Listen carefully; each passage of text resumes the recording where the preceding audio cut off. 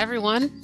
My name is Farnia Furnell. Together, we're here to deliver refreshing and insightful, just in time workday session meant to set you up for greater productivity. For those of you joining for the first time, our series is called Leadership COGS. And today we're talking about corrective action. If you don't know me, after years as a Fortune 100 global leader in financial services and consulting, I realized there was a gap in my understanding.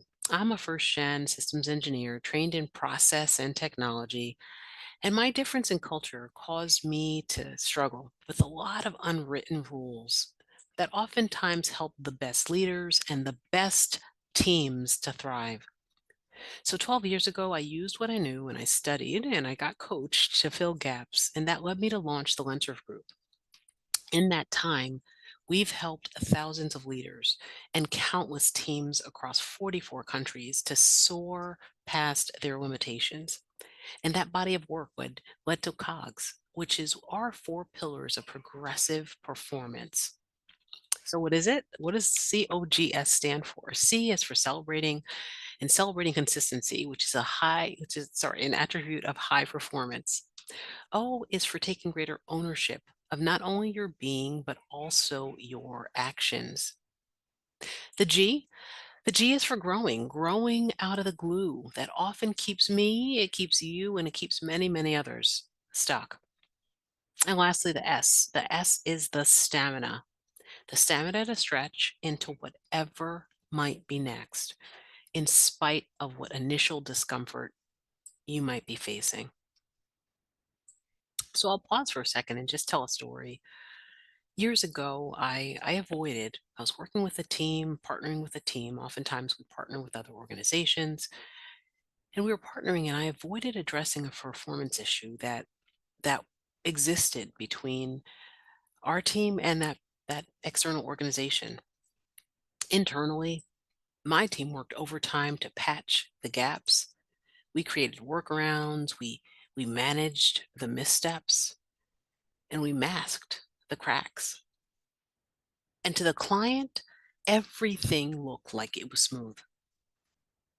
But on our team, internally, we were overextended. We were exhausted.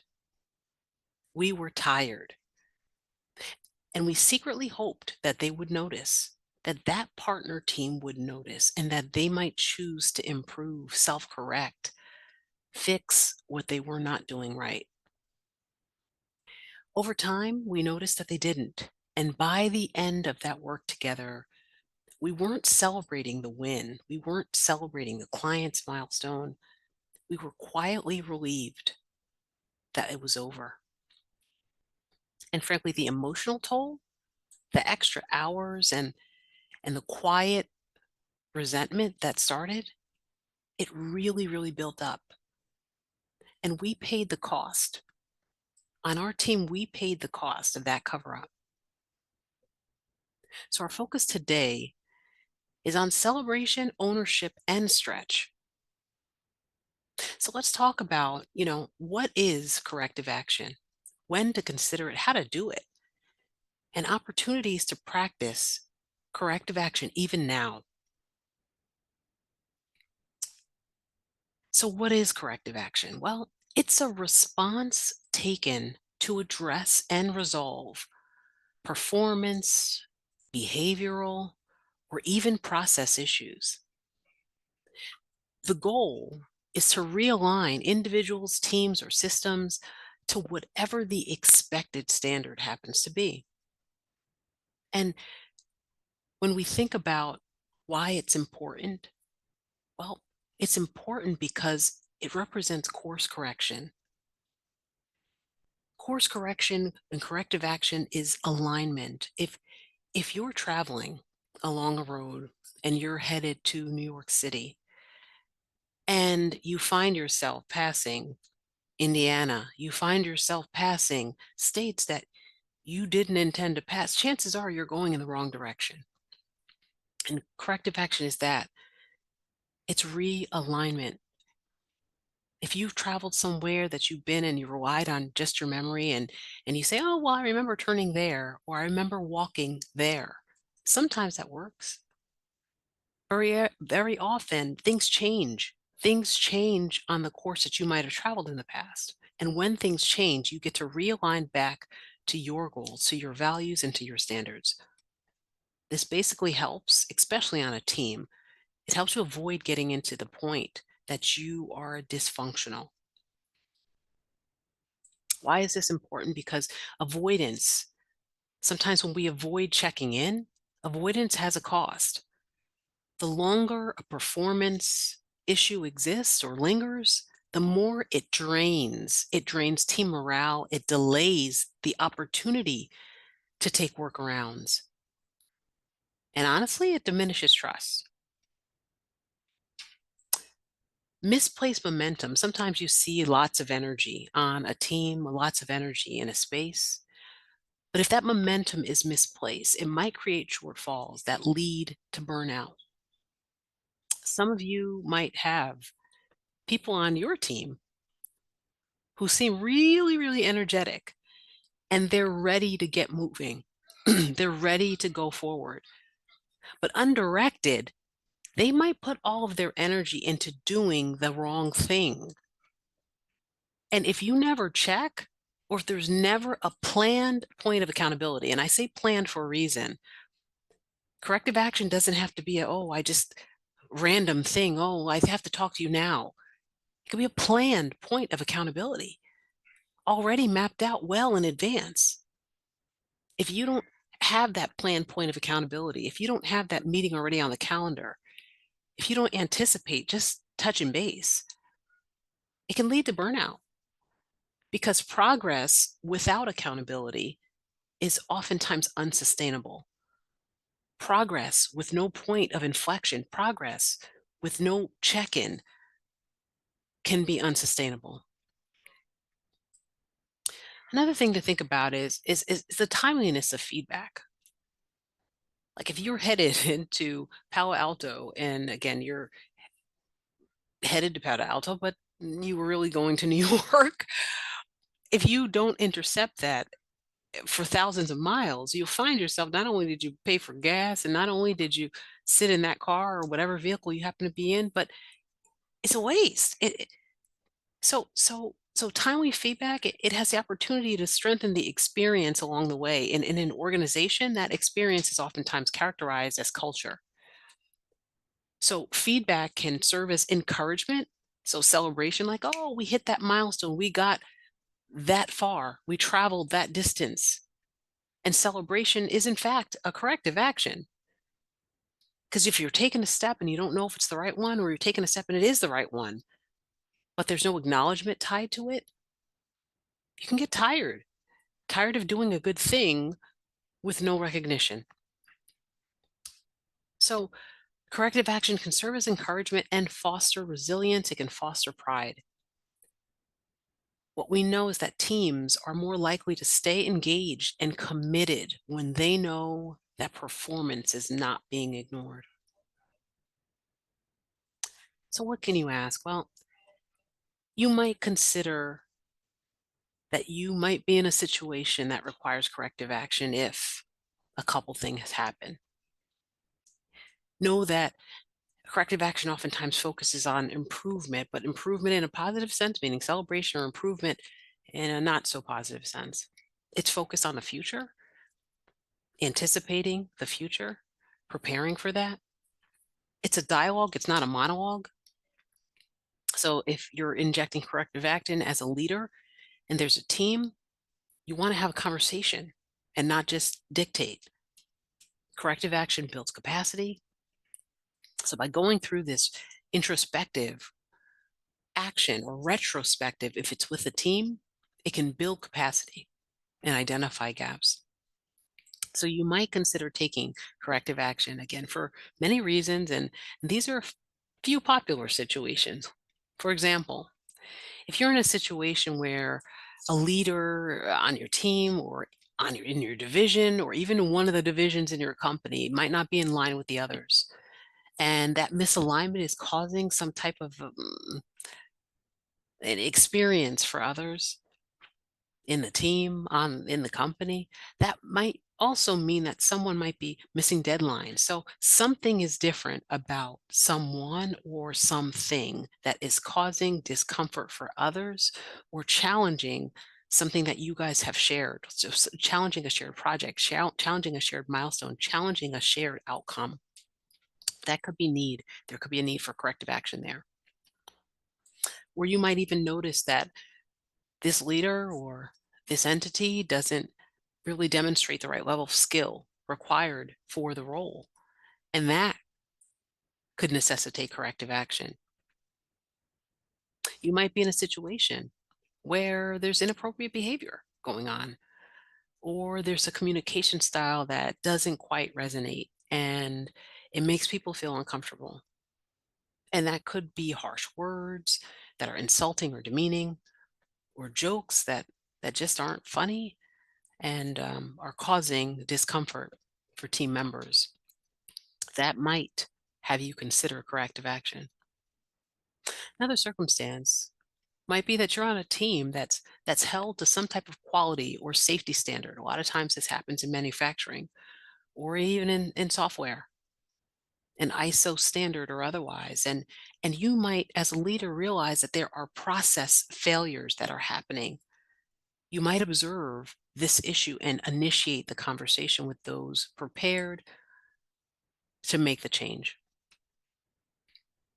Lastly, as a member of a leadership team, you might be in a situation, and this has happened a lot over the past decade, where you notice that the product or approach that you have that may have been a point of superiority as you sat in the market, it's no longer competitive. And you're being out innovated by a new technology, by a new process, or by a new approach that might be putting you in a situation where whatever you are doing is not quite as applicable. You're losing your competitive edge. And in those instances, you might consider corrective action. These are lots of different situations, and there are many, many more. But the question might become like, independent of the situation, if I'm offering performance feedback or some other kind of feedback, or in a situation where corrective action is required, how do I actually do it? I'll just run through a couple of ways, and this spans a lot of different circumstances around addressing corrective action. But some of these models might help. And if you're in a situation that isn't like this, feel free to drop that in the chat and we can talk about that. First, this model, SBI, is a very popular one: situation, behavior, and impact. So this might sound like having a conversation where you might have experienced something with a team member in a situation. So how you would address it is by saying, in this situation, in yesterday's client meeting, which is the situation, when you interrupted the speaker or when you did this thing, and describe the behavior, what was the impact? You could say it seemed to shut down, or it seemed to do what? What is the situation? What was the behavior that was observed, that you observed firsthand? And what was the impact on the party or parties? Another framework that you can use is the STAR framework. So this is situation, the task, the action, and the result. And the STAR framework is very similar to SBI. It helps frame both positive and constructive feedback with outcomes and behavior. It helps to define a clear next step of what better looks like. So, what is the desired result should the situation arrive again in the future? Another thing that can be done in these situations is to explore. Oftentimes, when you're in a situation where there might be some corrective action, you're sensing that corrective action could be helpful. You might come with your own narrative of what's happening. And this particular step encourages you to ask before you tell. This gives somebody else the opportunity to own their own narrative. Not only will they be more receptive to whatever it is that you have to say, but they'll be less defensive when listening to what you say. If you say, "Well, I have something I want to talk to you about," what a great way to raise stress and cause people to be defensive. "Oh, I have to talk to you about something." Usually, you anticipate it's going to be something negative. and people feel that defensiveness. But if you explore, kind of asking questions with a genuine sense of creativity, genuine sense of wanting to understand and even injecting a little bit of creativity, it could reduce those defenses and also cause people to step in and take ownership of whatever that experience was, so that it might sound like this. We just came out of that meeting. How do you think your presentation went? Or we just deployed that product. How do you think that just landed with the first clients to use it? We just ended that project. How do you think that went? And what challenges came up for you during that project? That's what exploration can sound like. What else can you do? Well, one thing is to balance candor with caring. A lot of times when we approach corrective action, again, we're building defenses either for ourselves or for others, or injecting those our anxieties into other people. And Kim Scott has a concept called radical candor, and it's a framework, and it encourages people to care personally. You can care, but challenge directly. So care personally, like care about what the outcome is, but challenge directly. So you're avoiding getting into a situation where you're being too nice, like you're withholding feedback because you're trying to be nice. And it also avoids being in circumstances where you're too blunt. And that bluntness can come across as being harsh, offensive, hurtful, a whole bunch of other adjectives. Constructive feedback, we know, should feel like an investment in growth, and it feel like an investment in someone else and a circumstance, and not necessarily a takedown. And lastly, how you might try to do some corrective action. Just check your mindset and check your intention. So this goes with any methodology you choose to use. Just check your intention and check your mindset before starting. So if it's positive and the corrective action is like, wow, we have been going on this route and we've been doing an amazing job. Before you get into that conversation, understand where your head is. Are you genuinely feeling the celebration of that moment, or are you feeling something else? So if you have a conversation to celebrate the progress and you're saying, this has been great, great going, team. That doesn't really sound celebratory. So check your intention and align it with your mindset. Are you trying to punish? So if it is constructive feedback that you're offering, are you trying to punish or vent? Or do you actually want to provide support to improve?